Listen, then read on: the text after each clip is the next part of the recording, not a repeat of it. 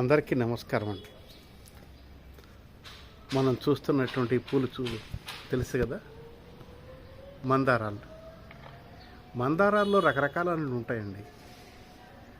కొన్ని రెక్క మందారం, ఒంటి మందారం, గుత్తి మందారం, ఈ రకరకాలుగా ఉండేటువంటి మందారాల్లో చాలా రకాలు ఉన్నప్పటికీ ఈ మందారంకు ఉన్నటువంటి ప్రత్యేకత వేరు. చుట్టూ బంగారు వర్ణంలో ఉండి మధ్యలో ముదురెరుపు రంగుగా ఉండి చూడటానికి చాలా ఆకర్షణగా ఉంటుంది. ఇది ఎక్కడెక్కడో ఉన్నటువంటి బర్డ్స్ని బీస్ని అన్నింటిని ఆకర్షిస్తుంది. ఈ కలర్ చూడగానే దూరంగా ఉన్నటువంటి బర్డ్స్ కానీ బీస్ కానీ ఇక్కడికి వచ్చేసేసి మా పందిరి మీద వాలటం, మా గార్డెన్లో వాలటం జరుగుతూ ఉంటుంది. ఇవి చూసిన తర్వాత నాకు అనిపిస్తుంది అనమాట, ఒక్కసారి మీకు కూడా దీని గురించి చెప్దాం, ఒకసారి చూపిద్దాము.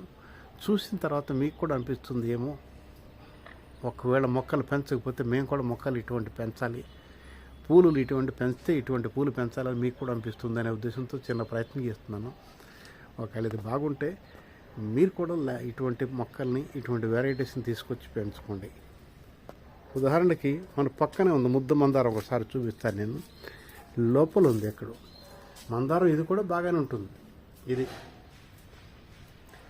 అయినప్పటికీ దేనికున్న అందం దాందే. దీనికున్న అందం చూడండి, దానికున్న అందం చూడండి. ఒక్కొక్కరికి ఒక్క లైకింగ్ ఉంటుంది కదా, అలాగే ఇందుట్లో ఉన్న అందం ఇది. అలాగే ఇక్కడ మన దగ్గర ఉన్నట్టు కొన్ని మందారాలను చూడండి. దీన్ని లోలక మందారం అంటారు, తెలుసు కదా మీకు. ఇది లోలకలాగా ఎలాడుతూ ఉంటాయి చూడటానికి.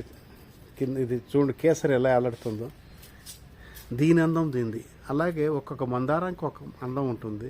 ఈ మందారాల అందాన్ని చూసి ఆనందిస్తారని చెప్పని